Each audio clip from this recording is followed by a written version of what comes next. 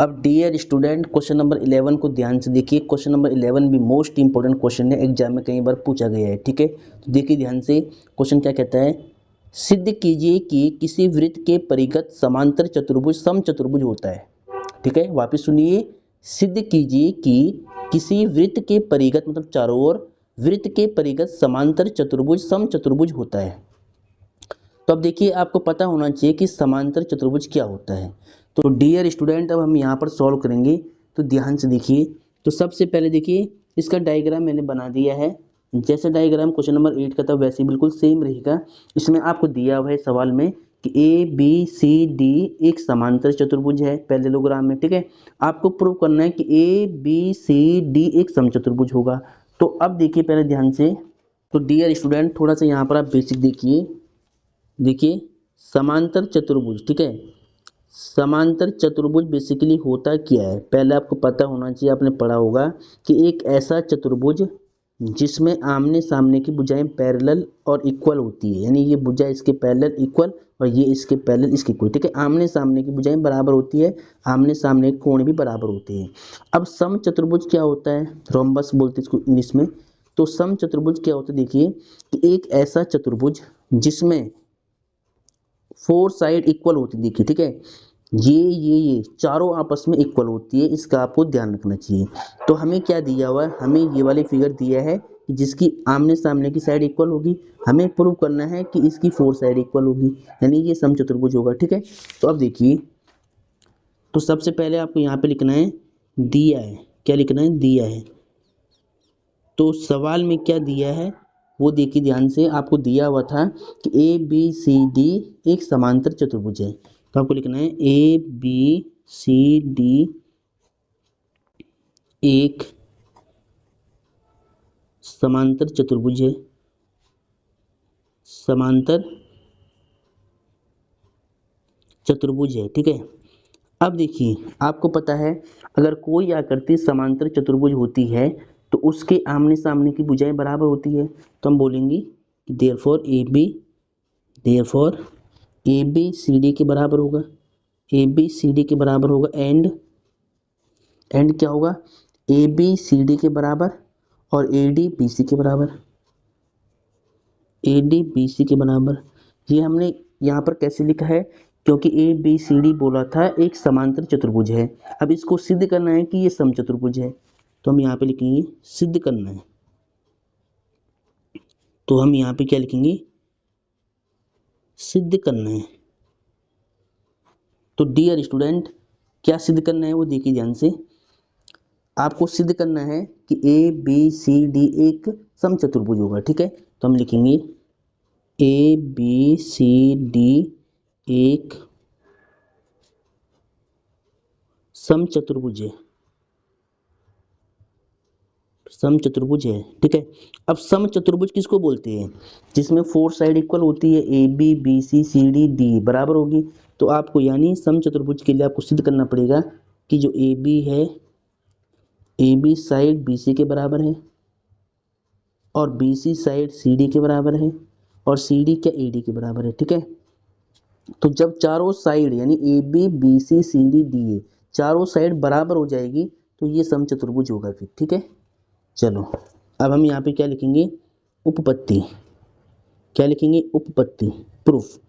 ठीक है, अब देखिए उपपत्ति में आपको क्या लिखना है। सबसे पहले आपको पता है कि ए बी सी डी ये बाह्य बिंदु है, ये क्या है, वृत्त के बाहर बने हुए है। तो बाह्य बिंदु से स्पर्श रेखाएं बराबर होती है। देखिए ए पी ए एस के बराबर, बी पी बी क्यू के बराबर, सी आर सी क्यू के बराबर, डी आर डी एस के बराबर।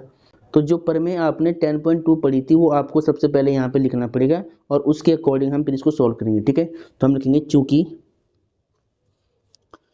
बाह्य बिंदु से, बाह्य बिंदु से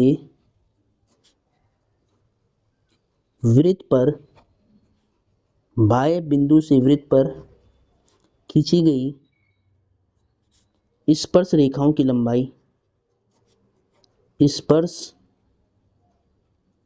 रेखाओं की लंबाइयाँ बराबर होती हैं, बराबर होती है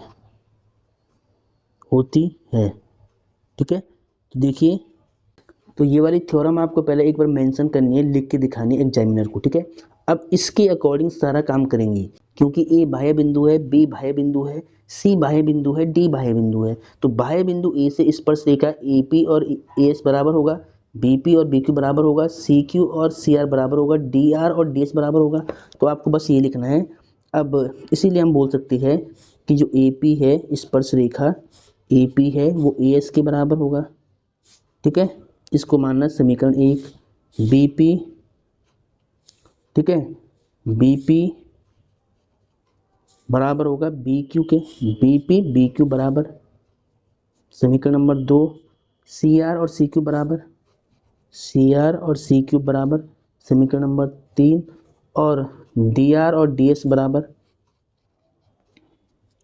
डी आर और डी एस क्या होगा, बराबर होगा। समीकरण नंबर 4। अब इन चारों समीकरण को जोड़ना है, ठीक है। अब इन चारों समीकरण को हम जोड़ेंगे। तो जोड़ना कैसे, लेफ्ट हैंड साइड को लेफ्ट में, राइट हैंड साइड को राइट में, ठीक है। तो हम यहाँ पे लिखेंगे समीकरण 1, 2, 3 व समीकरण 4 को जोड़ने पर, ठीक है। चारों समीकरण को आपको जोड़ना है। जोड़ना कैसे है, लेफ्ट को लेफ्ट, राइट को राइट। देखिए यहाँ पर ए पी में हम बी पी जोड़ेंगे, फिर सी आर, फिर डी आर। राइट में ए एस है, बी क्यू है, सी क्यू है, डी एस है, ठीक है। इन सब को आपने जोड़ दिया है, लेफ्ट को लेफ्ट में, राइट को राइट में। अब देखिए ध्यान से, इसके बाद ये स्टेप आपको दिख तो रहा होगा ना। चलो ठीक है। अब देखिए यहाँ पर, इसके बाद देखिए ए पी, देखिए ए पी और बी पी, इसको आपको एक पेयर में रखना है, ठीक है। ए पी और बी पी को ऐड करोगे तो ए बी मिलेगा, तो इसको एक साथ रखेंगे हम। सी आर डी आर, देखिए सी आर और डी आर, तो सी आर और डी आर को एक ब्रैकेट में रखिए आप। और ए एस और डी एस, देखिए ए एस में आप डी एस ऐड करेंगे तो आपको ए डी मिलेगा। तो ए एस और डी एस को एक साथ रखना है। उसके बाद देखिए बी क्यू और सी क्यू, बी क्यू में सी क्यू ऐड करोगे तो क्या मिलेगा, बी सी। तो यहाँ पे B Q plus C Q, ठीक है। अब देखिए ध्यान से, अभी मैंने बताया आपको कि ए पी में जब बी पी ऐड करोगे तो क्या मिलेगा, ए बी। तो इसकी जगह हम क्या लिखेंगे, ए बी, ठीक है। तो यहाँ पर आएगा ए बी। सेम देखिए यहाँ पे, देखिए सी आर और डी आर, सी आर में डी आर ऐड करोगे तो सी डी मिलेगा, ठीक है। तो इसकी जगह हम क्या रखेंगे, सी डी। सेम यहाँ पे देखिए ए एस और डी एस, ठीक है। देखिए ए एस में जब डी एस ऐड करोगे तो क्या मिलेगा, ए डी मिलेगा, पूरा ए डी। तो हम यहाँ पे क्या रखेंगे, ए एस और डी एस का sum E D. Same B Q में सी क्यू जब ऐड करोगे, यहाँ पे देखिए जब बी क्यू में आप सी क्यू ऐड करोगे तो आपको क्या मिलेगा, बी सी मिलेगा। तो यहाँ पर आपको लिखना है बी सी, ठीक है। ठीक है, तो यहाँ तक आपको समझ में आ गया होगा। अब आपको क्या करना है, देखिए ध्यान से। अब आपको इसको चाहो आप समीकरण 5 भी मान सकते हैं, ठीक है। तो एक काम करता हूँ, मैं इसको समीकरण नंबर 5 मान लेता हूँ। यहाँ पे 4 था, यहाँ पर 5 आपने मान लिया है। अब इसके बाद हम दूसरे पेज पे करेंगे, इसके बाद हम इस पेज पे करेंगे। तो ये पेज आपको दिख रहा होगा, ठीक है। चलो अब आपको क्या लिखना है, समीकरण 5 को लिखना पहले।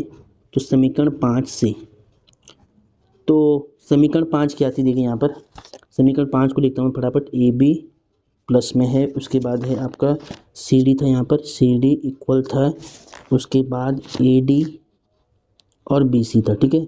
ये समीकरण नंबर 5 लिखी है, ठीक है। ये आपने क्या लिखा है, समीकरण नंबर 5 लिखा है। अब आपको समझना है बिल्कुल ध्यान से। अब हम अपने क्वेश्चन पे आते हैं। देखिए यहाँ पे क्या बोला गया था गिवन में, ये आपको दिख तो रहा होगा, ठीक है। तो देखिए यहाँ पर गिवन में बोला है कि ए बी सी डी एक समांतर चतुर्भुज है। तो ए बी सी डी के इक्वल था, ए बी क्या था, सी डी के इक्वल, और ए डी बी सी के इक्वल था। तो अब मैं क्या करूँगा, मैं यहाँ पर सी डी को रखूँगा यहाँ पर ए बी, क्योंकि सी डी की वैल्यू क्या ए बी है, और यहाँ पर देखिए ए डी की वैल्यू क्या बी सी है, ठीक है।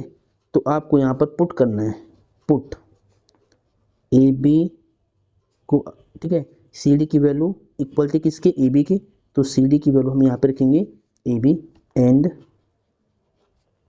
एंड यहाँ पर देखिए बी सी सेम है, ए डी की वैल्यू क्या है, बी सी है, तो ए डी को आपको बी सी पुट करना है, ठीक है।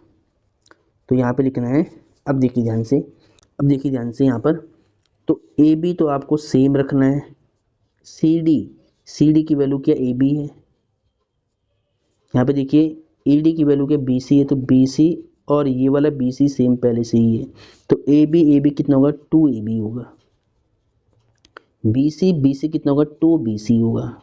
अब देखिए 2 से 2 कट हो जाएगा, तो ए बी सी के इक्वल हो गया, ए बी क्या हो गया, बी सी के इक्वल हो गया। अब इससे क्या होगा, देखिए ध्यान से, यहाँ पर समझिए, पहले इस डायग्राम को आपको दिखाता हूँ, पहले मैं देखिए यहाँ पर ये दोनों चीज़ें आपको एक साथ दिखनी चाहिए, दिख रहा हुआ, हाँ ठीक है दिख रहा है।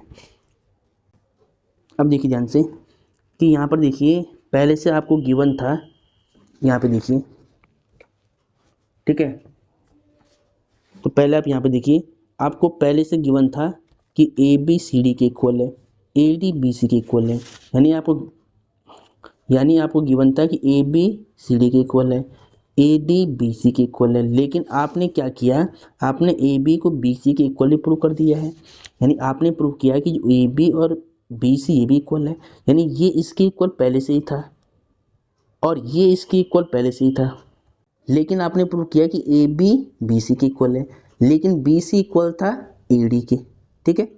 तो यानी ये इसके इक्वल हुआ और ये इसके इक्वल हुआ, ठीक है, और ये इसके इक्वल है और ये इसके इक्वल भी होता है, तो यानी सारी भुजाएं इक्वल होगी, यानी A B B C C D D equal बोल सकते हैं। अगर आपने एडजेसेंट साइड इक्वल कर दी ना, फिर चारों साइड इक्वल होती है, ये आपको लिख देना होता है सीधा, ये रूल है, ठीक है। तो हम यहाँ पे क्या लिखेंगे, हम यहाँ पे लिखेंगे देयरफॉर, हम लिखेंगे यहाँ पर कि ए बी बी सी के इक्वल है, लेकिन बी सी सी डी के इक्वल था और ये ए डी के इक्वल था, तो चारों ही इक्वल हो गया। ये अब चारों इक्वल हो गया, तो therefore we can see that जो ए बी सी डी है वो एक समचतुर्भुज है, एक रोम्बस है, यानी समचतुर्भुज है। तो अब यहाँ से प्रूव हो गया है कि जो ये आकृति है ए बी सी डी ये समचतुर्भुज की है, ठीक है। तो अब यहाँ से प्रूव हो गया है कि जो आकृति है ए बी सी डी ये समचतुर्भुज की है, और यही आपको प्रूव करना था और यही आपने प्रूव किया है, ठीक है। तो होपफुली ये क्वेश्चन आपको समझ में आया होगा, क्वेश्चन काफ़ी इंपॉर्टेंट है, इसको बिल्कुल सही से नोट करिए।